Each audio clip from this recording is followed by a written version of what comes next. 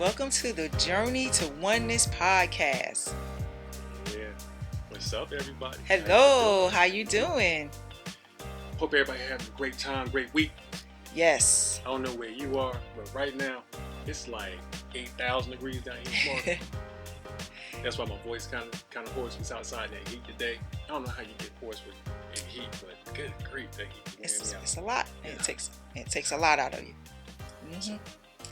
So today we're going to actually be talking about how to handle your past hurt. Oh boy, I'm gonna probably get fried today on this one, y'all. So y'all pray for your boy. Just saying. You can't get fried because if you get fried, we won't be able to live our life without the finances. Thank you, Lord, for grace and mercy. Hallelujah. We need you here. We need you. We need your finances. We need all the above. I'm the mule. Okay, I got you. Okay, never mind. But you see, I said we need you first. I didn't say we need the money first. That part felt we good. Need you first. That part felt. It made me feel seen and cared for. See, so I appreciate. Oh, we care for you. We love you. I love you. We love you. Yes.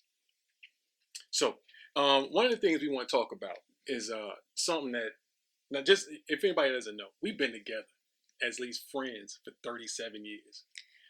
We've been married this coming July, and literally in a month, almost a little about 6 weeks from now, we're gonna be sitting on the big 3-1 in years of matrimony.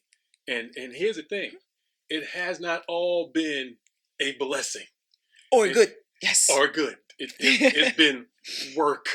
Challenging at times. Yes, it has not always been. I can't wait to get home. All them wonderful songs and all them flowers and puppy dogs. Yeah, no. Some of them days, it was like, I think I'm gonna take a nap in the car so I can get ready to go home. Or wake up and like, man, why are you still here? Yeah. Oh man, I gotta see your face today. Yeah, and it's normally because somebody said something, did something, or should have said or did something.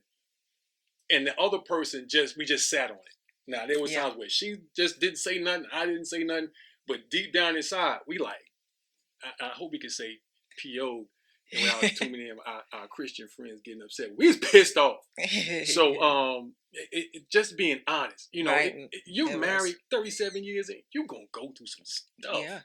Yeah. I mean, being married 5 years and you're gonna go through some stuff. Yeah. I mean, your first year you're gonna go through some stuff, and if you don't go through some stuff in first year, I kind of question that. Yeah, y'all. Somebody lying. Right. So like, if you're gonna be transparent and just legit be, married, somebody gonna say something stupid. Somebody gonna do something stupid. Yeah. Now I know those are not nice words and they're not PC, but let's just be honest.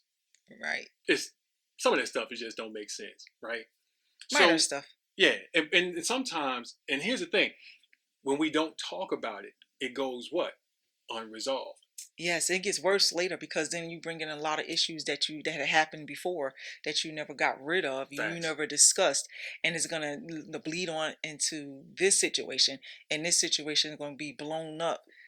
Even though it was really small and it shouldn't have got that big. Yes. It wouldn't have got that big if we would have just handled it right then and there. I get it that sometimes you're not going to be able to talk right away because you don't want to say stuff that you can't take back. Right. Because you're hurt. But at times you can say something. You just have to tell yourself it's going to be all right. It's all in how you say it. It's all in how you look at yourself. Because first of all, when I come to you, I need to look at myself first and say, hey, is it me that's doing this, or is it him? Am I responding because of the past hurt that I had and I never spoke up, which was my problem and not your problem? Or is it something that you've done that you're hurting from and then you're blaming me for, or putting it on me? So we have to take a look at ourselves when we go through these type of things. Yeah. Because sometimes it's not the other person, sometimes it's us. Yeah. But in the moment? Yeah, in the moment it's different. In the moment, I'd be like, it's the other guy. Like that dude or that chick right there. Man, I don't even know why I'm with you. Yes. All those thoughts can we just be honest? Let's because we've had, like I said, we done been together. I done known this young lady right here 37 years. There is no way in 37 years of any type of relationship, no one's going to do something that's going to upset the other person. You're going to have those moments. Yeah. Right? So I think a lot of times we go in with the expectation of one or two things. I'm going to make mistakes, and they're going to have to just deal with it and be all right with it, right? And vice versa. But that doesn't mean we live in those mistakes and we live those behaviors, right? For instance, there was a time when, I wasn't born again. There was times that my language is not correct. I knew not enough to call her a female dog, if y'all know what I'm saying. I respected her. I loved her enough never to use that word. And I don't use that word never lightly, but I've never used that word on her. Now, I've said a whole bunch of others just stupid stuff. Yes. Disrespectful, dishonorable, worthy of a good slap upside the head. I mean, it got so bad at one point, y'all. This is almost embarrassing. My dad came to my house. As a grown man, I got my own family, my own everything. Dad ain't paying nothing. Dad came to the house because he heard she didn't sound right. And because he's made past mistakes, he knew the sound, and I still didn't know the sound. Dude came in and got in my grill, in my house, in front of my wife with his side. Well, anyway, with this other young lady who happened to be my sibling's mom, and so it was just the craziest thing because he knew I was making deposits that she was not actually saying out loud. Right. Those unresolved issues. Right. So whether it was a behavior that I saw in my dad or I inherited spiritually or however you want to make that thing happen, I was making a mess. And he was like, she's faithful. She, she gets the job done. She take care of the kids. You might want to keep that one because that's a prize right there. Yeah, that's how he looked at it. That's a prize. And because he didn't have that prize at the moment, he's married now, but because he didn't have that prize at the moment, he didn't want to see you go down the same road that he went down. Facts. That's true. That's true. And every time he turned around, he come over here and he come and pay a visit to us. Neither one of his grandkids were out of place in any kind of way. No. Whether it be the way they dress, the way they talk, the way they act, none of that stuff. And so he's thinking like, hey, I'm not going to let you lose this person. Right. When you got so many other people out there, so many other women. I'm not trying to toot my horn because I'm not trying to be arrogant or anything. Oh, no, but at the same time, when you had a lot of women out there that was just throwing their bodies at these guys, or just taking care of these guys that shouldn't have been taken care of because they should have been taking care of the females and stop living off of them with their food stamps and their welfare checks. And he's seeing that, hey, she's gonna do something with her life. Yeah. And my grandkids are going to be raised the correct way. Yeah. That's what he saw. Yeah. So one of the things that we had to deal with, because we got married young, right? I mean, when I say we got married young, we're only in our early 50s. And we're going we telling my age. I ain't tell your age. I told my married you when you was 2. But anyway, so, you know what I'm saying? I'm past the statute, so y'all can't come get whatever. So when we got married, I had no concept of marriage. I didn't see what a marriage looked like. I didn't understand what a committed relationship looked like. I just knew I wanted to be with her. That's it. Right? Now, you could do a lot of things with ignorance, but the one thing you can't do with ignorance is be married. Right. You're not going to do it successfully. I put it that way. You cannot be married, ignorant, and successful at the same time. No. What you do is you do a lot of damage. Yes, you do. While you're married. Because you just don't know. You don't have the relationship skills. And to be honest, men, I think we suck at it because we're told that we have to have toughness and not tenderness in relationships with our spouse. So when we grow up, we come up thinking that, I'm the man. I do what I want to do. I go where I want to go. We make a mess. Yeah. And so later on in the relationship, if she stays, what you have is a pissed off woman in your house. And you trying to figure out why she beefing all the time. Why she coming at me. Or vice versa. Same thing, ladies towards men, right? Right. So one of the things, I tried to make some notes. So I kind of wanted to run through some things, right? So unresolved issues of the past can be damaging to a relationship, especially when one person feels unheard or unseen by the person that caused the harm in the relationship by the person. So there were things that she was just holding on to. Justifiably holding on to, and I had no clue. I'm thinking everything good. I'm doing better now. I'm showing up what I'm supposed to show up at. Things getting taken care of in a timely manner. I'm doing, I'm saying things a little bit better, not good, but still better, you know, than what I was. So I'm patting me on the back like, man, I'm doing real good. I'm killing it. I'm killing it. And you've been getting the F all that time. And the whole time she's sitting there looking at me like, you just don't have a clue. So one day I had this strange question that was, you know, just jumped in my head. Ask her how you doing. I'm gonna say that was God set me up. I ain't gonna blame. I'm not blaming God like blaming God, but I'm like, God set me up. Like, yo, ask her how you doing, man. brothers. You ready for the answer? Don't ask that question if you really ain't got your big boy jaw up. If you don't have that grown man jaw, don't you ask that question because you're gonna like a punk when it's over. Okay, right. Especially if she give you the straight uncut, no chaser. And all hands, bro. Not physically, sis. Don't be. No, we don't do that. No, we don't do that. No. But that verbal, this is the rundown. Oh man, it'll mess you up. It'll deflate you if you're not careful because you think you're making progress and you have, but you're still not her husband. There's a difference between being her man and being her husband. The world will teach you how to be her man. When you start listening to what God shows you through the word and through the leading of the Holy Spirit, he shows you how to be husband. Right. And she still has to get the issue sometime, or he has to get the issue out sometimes of the damage that was done to the relationship. And if you value the relationship, if you value the person, you're going to take the heat. But most of us don't want to take the heat. No. Not at all. But, you know, I'm glad you said that because I have 3 points right here where it says our words can easily be damaging.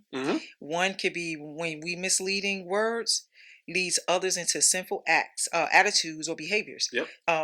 2, when destructive words poison relationships. And 3, when hypocritical words come from the same mouth. You know, and I felt like at times, you know, some of the things that you were saying was misleading, you know, but at the same time I knew, you know, that you was doing your thing and I was doing my thing. So it really didn't even matter, but it still hurt regardless whether who was doing who. And then I was like, that don't sound right. You saying this one thing one way, but then you come back and saying it a different way. And I think you are being a hypocrite. And then if I did say stuff like that, you know, you would get angry. Because, you know, it was thinking I was just trying to bash you just to be doing it on purpose. But a lot of that wasn't to be doing it on purpose. A lot of that was acting from the hurt that I had endured. Yep. And at the time, sometimes I was able to say something and sometimes I wasn't able to say anything. Because at times you made that place safe and sometimes you didn't make that place safe. True. So when I don't have that safe place, that's when you were shut down. And then later on, all they did was pile up more and more. And the pile got so big, it be turned into a mountain. Yeah. And then you can't jump over a hurdle over a mountain. No. And if you do, you better be careful. You better have somebody down there waiting for you. Yeah. Because you're not going to make it. Razor blade mountain. Yeah. You're not going to make it. Yeah. So we just got to be careful with our words. Well, words and actions. Yeah. Right. So one of the things, and I talk to several brothers, you know, we chop it up. And I try to keep it, totally honest with them. One of the things I had to really work on, prayerfully work on, not one of these things that took like, you know, a couple of times I just sat down, thought about it, and I just went and did it. We're talking about years of just enduring and being committed to and being steadfast to. I have to be willing to hear every bad seed that I've sown. And vice versa for the women. We have to be able to hear exactly what you're saying as well. So it's not just a one-sided thing. Because, you know, the women have to do the same thing that the men have to do. Yeah. You know, sometimes the women take it a little bit more emotional than men. And that's to be expected. Yeah. You know what I mean? And here's the other thing, too. I think we kind of touched it a little bit before. We need to stop telling our sons and our brothers, you know, hey, look, you got more than one emotion. Stop using anger for everything. Right. Right? I know the Bible says be angry, but sin not. I get it. You know, God got angry. Yeah. God also was happy. God also was sad. Joy. He had joy. Yeah. He had understanding. He had compassion. When you start reading different things, read your Bible, bro. Sis. Yeah. You know, read the Bible. It's hard to be the head of the house when the head of the house is in confusion. And we all need a standard. Right. How do I lead my wife if I don't understand what the standard is? I can't communicate the right standard because she already reached out and said, I mean, the third one was what? Being hypocritical? Being hypocritical, yep. Seeing So hypocrisy. I got one set of rules for her and a set of rules just for me. And we say we don't, but then when she say something crazy, our response sometimes is, well, you know, she made me do it. Yeah. How she make you do it? Or how he make you do that? If the person could have made you do something, they would have made you do what made them happy, not what made them angry, not what hurt their feelings. I mean, that's proof that you're angry because you're not even making sense. Right. That should be like an indicator of, well, you know, you made me do this. This is your fault. Like, no. And I put a gun to your head. And I was guilty of saying that kind of foolishness. I'm like, wait a minute. It's her fault that I stayed out with my friends, running all over town, doing all this foolishness, putting the family at risk, and then turn back around. I come home, I'm expecting her to be happy with it because she still got to get up, go to work, go to school, and then still come back home, take care of the kids. And I'm out, you know, I'm hanging out. I'm still paying bills. I'm still going to work. I'm doing 2 jobs, but at the same time, I'm not doing things that's necessarily going to keep the family safe. Right. Now, that was, you know, young Larry. She has the right to be mad. She committed her life to a person that was going to be in it 100%. Not this 50-50. I'm going to get my half. You going. She was like, no, I'm in. I need you in. And I'm like, girl, I'm here. 100, not 50-50. No. Because I'm not 50-50. We're going to do this 100 each. We're gonna both bring something to the table where, you know, we'll be able to learn from each other. And that's what marriage is about. You learning from each other. It's not just a one-sided thing. It is. So one of the things that I think is important, whether you're the person that initiated the issue, get out your feelings. Right? So when you ask that hard question, it seems like you're upset, or you know what? It may take a minute to get that out. It may come out real hot, real fast, a whole lot of accusation. Some of it may be true. Some of it may not be true. But keep in mind, this is what's going to help you long run. Now, it takes courage. A lot of times, people will say, I'm sorry, can you forgive me? And they just like, everything's supposed to be 100. You know, everything's healed. Yeah. Everything's great. You know, we fine now again. Well, if you cut a person, it takes time to heal, right? If you break a bone, it takes time to heal. If you steal money from me and it's a large amount of money and you can't pay it all back in one shot, it takes time to restore some things. Restoration takes time. Reconciliation takes time. You took time to do the damage. Now you have to take time to wait for it to get healed and participate in the healing process. Right. Just like, I mean, it was a few years that, you know, that I was hurt. And I couldn't get over that in no one day or 1 month or, you know, or 1 week. That just wasn't going to happen. You know, I had to learn that, okay, I am hurt, but I still have to forgive. But at the same time, I didn't forget. Because the reason why I didn't forget, which I wanted to forget, but I couldn't forget because you were always there. Yeah. You know, the kids were always there. So I had to, you know, put a smile on at times and then, you know, and try not to think about it. So that way I could still move forward in the marriage. Right. Some people may not be as strong. Some people probably can't do it. You know, at times it's like, I just want to be angry. Just leave me alone. Just let me be angry. Because that's how I felt like it would help me. Now, it didn't benefit you, and it really didn't benefit me, and it definitely didn't benefit the kids. No. But one thing I could say about you, though, when I did have to go through that type of stuff, you allowed me to be able to heal from all the damage that you did, from all the hurt that you did. And you didn't say I had to get rid of it in 1 week, you know, or 2 weeks, because it was years. It was a seed that was planted that grew into a tree, right? Had you not did that, I think his situation probably would have been a whole lot worse. We don't know. But at the same time, I had to be the one that was going to have to sit there and say, I accept what he did. I forgive him for what he done. And I'm going to move on. And we're going to work at this thing together. Because for one thing that I do know, that we're not going to have a failed marriage as long as both of us working together. Right. So sometimes it's just not good to hurry up and rush the healing process. Because when you rush it, a lot of times when it comes back a whole lot worse. And I don't like that feeling. So that's why I don't rush anyone. When it was time for me to teach the grief share class that I had to teach at one time, that's when I learned you don't rush anybody when it's time to heal. Yeah. Because everybody's healing process is totally different. Mine's may be 6 months, yours may be 2 weeks. Yeah. And because yours is 2 weeks and mine's is 6 months, don't mean that either one is wrong. Right. You know, and I like how you equated that to grief, because one of the things that they talk about in grief share, right? That course you took and I took, right? So in a relationship, when trust is lost, and especially if it's been really damaged, it's almost like a death. It is. Right? Because that hope I had in you, that way I used to see you, that clean look that you came in, that the way you sounded, the way you just came in the room, and the way you smelt sometimes, it's like after a while that person can hurt you so bad. You can't stand the way they smell. You hate the way their voice sound, the way they say certain things. You know, you're like, I wish you just shut up. Right. But you keep it inside. You're like, oh, everything. Oh, that was great, babe. Oh, babe, the food was amazing. But deep down inside, you're like, I still can't believe you did this to me. Yes. Why would you say this to me? Why would you make me feel like? Because why? Trust has been broken. Yes. They feel dishonored, right? They don't feel respected. They don't feel valued. But deep down inside, they just smiling. Because why?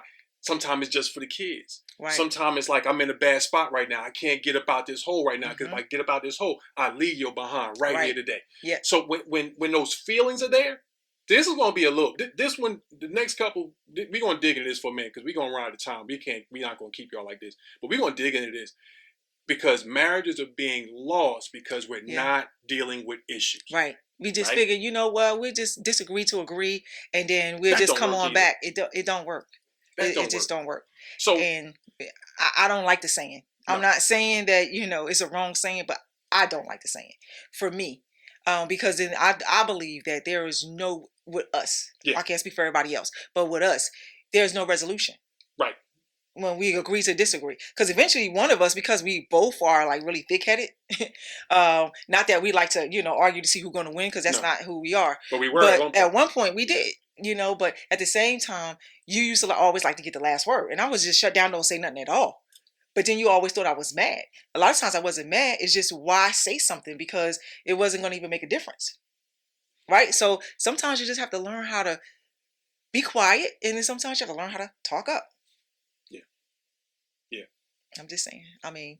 And I think one of the things that's important to do is give each other room to say it wrong. Right. Give each other grace. You know what I mean? Give each other the Go ahead. Say just give each other grace, because we are going to get it wrong. At some point, each and one of us are going to get it wrong, and we just have to go back and try to fix it. Yeah. You have to be open to wanting to be fixed. So we're gonna give you some real quick Bible on this one, right? Habakkuk 2:2. How can two people walk together unless they're in agreement? There has to be an agreement on how we're going to communicate, how we're going to treat one another. Yeah. What's going to be what's the standard that we have that says, okay, these things are an expectation. There's nothing wrong with having expectations for your relationship. Nothing. There's nothing wrong with that. Rules. Have we heard that this weekend, right? Rules. God got rules. God got rules. So if God has rules, why can't we have rules for our marriage? Actually, it is rules for our marriage in the Bible. It's in the Bible. It's in the Bible. It's in the Bible. It's in the Bible. You got to read it. It's in there. It ain't your pastor's job, and I know that's not good grammar. It ain't your pastor's job to make sure you get it. Right. It ain't your bishop's job to make whoever you want to call. It ain't their job. Yes. It says study to show yourself approved, so that way your workmanship can be rightly divided. You got to do it for yourself. Right. You got to get into this thing, because why? When you don't have the word in you, you don't make good choices. When you don't make good choices, you have negative impacts. When you have negative impacts, it leads to two visions, which leads to divorce. Yep. So we run out of time. We're gonna come back. This. So I'm real quick. We're gonna talk about this whole unconditional love thing in marriages. Y'all gonna want to hear that. Yes. Right? So come on back. I'm not saying the teaching's wrong. I'm saying it's being misapplied. And who do you think you want to tell? Yeah, just come back. We're gonna talk about it, and I look forward to hearing what you're gonna say about it, because you know some of y'all theologians out there, and we're gonna have to have a conversation, because it's rightly divided, the word of truth. Man, I can't love her unconditionally. She can't love me unconditionally, because why? We don't love ourselves unconditionally. Correct. So with that in mind, Now we ain't got y'all arguing about that point. You know, we'll see you next week. Next week. Next broadcast. Right. Holla at y'all. So remember, it's a journey and not a sprint. God bless you. God bless y'all.